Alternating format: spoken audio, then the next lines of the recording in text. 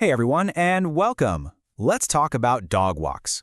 If your daily walk feels less like a peaceful stroll and more like a full-on wrestling match, you have come to the right place.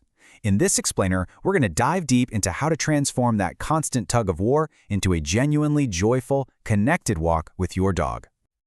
Does this scene look a little too familiar? You know, the second you clip that leash on and step outside, it goes tight. And just like that, the battle begins. It is so frustrating for you, and honestly, it's not a great experience for your dog either. But what if I told you we could change that whole dynamic? So, to solve this problem, we first have to really understand it from your dog's point of view. Let's get inside their head for a minute and figure out what's really going on behind all that pulling. Okay, first things first, let's just bust the biggest myth out there right now. Your dog is not pulling to be the alpha or to challenge your leadership. Not at all. From their perspective, pulling is the most logical, common-sense thing to do in the world. I mean, think about it. Their natural walking speed is way faster than our casual stroll. And more importantly, the world is just an explosion of incredible smells and information that they are desperate to investigate. And here's the real kicker. Every single time they pull and they get to sniff that amazing spot on the grass, they learn a very simple lesson. Pulling works. And this brings us right to the heart of the problem. It's a concept called self-reinforcing behavior. The act of pulling creates its own reward, getting to that tree, that fire hydrant, whatever it is. It's like a slot machine that pays out every single time.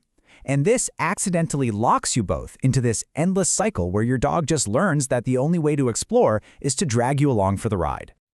So how in the world do we break that cycle? Well, we change the game completely. We're going to stop thinking about control and start thinking about building a collaborative partnership, and we're going to do it with positive reinforcement.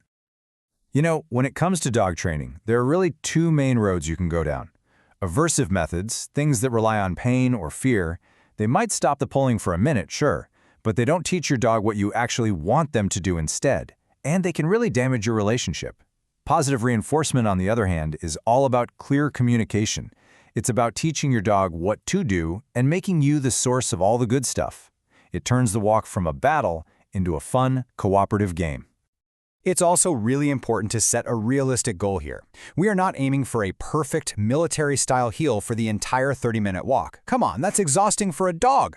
Our real goal is what we call loose-leash walking. You know, that beautiful, relaxed state where the leash has a nice little U shape and your dog has the freedom to sniff and explore while still staying connected to you. That's the sweet spot. All right, let's get practical.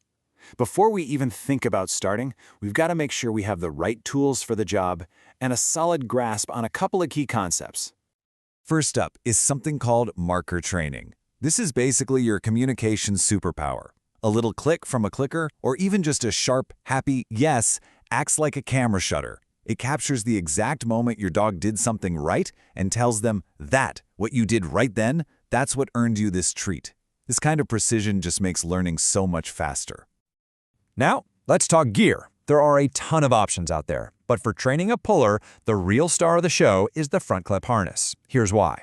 When your dog pulls, it doesn't choke them or cause pain. It simply turns their body gently back towards you.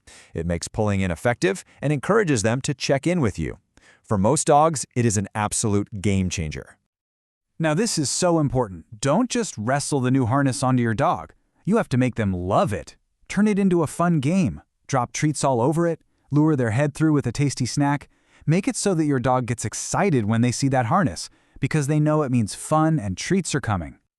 Okay, we've got the mindset, we've got the tools. Now let's actually build this out into a real training plan, starting right from square one. This quote, it just says it all. This is the single biggest mistake people make. The outside world is a rock concert for your dog's senses. It's overwhelmingly distracting. You have to teach the basic skills in a quiet, boring place first, like your living room, where your dog can actually focus on you. So here's your first core technique. It's incredibly simple, but so powerful. It's called Be a Tree. The second that the leash gets tight, you stop moving. You just plant your feet. You wait. The moment your dog creates even a little bit of slack, you start walking again. They learn that a loose leash is the green light to move forward, and a tight leash is a red light. The fun stops.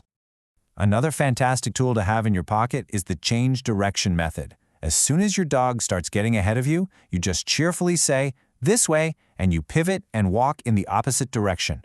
Suddenly, you're the unpredictable, interesting one to follow. It turns the walk into a fun game and teaches your dog that it really pays to keep an eye on you. And please remember, you don't go from the living room to the busiest park in one day. You have to build on your success. It's called generalization. You master the skill in one easy environment, and then you slowly, gradually add one new challenge at a time. First the backyard, then a quiet street at night, and so on. Okay, as we start to wrap up, I want to elevate the goal here a little bit. Because this isn't just about stopping a bad habit. It is about fundamentally changing the relationship you have with your dog every time you step out the door. The real transformation happens when you stop thinking about just having a well-behaved dog, and you start focusing on building an engaged, attentive walking partner. A partner who chooses to walk with you because you are the most interesting and rewarding thing on that walk. And one of the most powerful ways to do this is by using the environment itself as your reward. So after your dog gives you a few steps of beautiful loose-leash walking, you give them a release cue like, go sniff. Letting them explore that fascinating smell for a minute is an incredibly powerful reward that reinforces all the polite walking that came right before it. If you take only one single thing away from this entire explainer, please let it be this. The #1 most common mistake everyone makes is progressing too quickly. Be patient. Master each small step before you add more distractions. Success is built on a foundation of, well, success. So I'll leave you with this final thought. Stop thinking of the walk as a chore or a battle of wills. I want you to start seeing it as an opportunity for connection. What if that leash wasn't a tool of restraint, but was actually a line of communication in your best conversation of the day?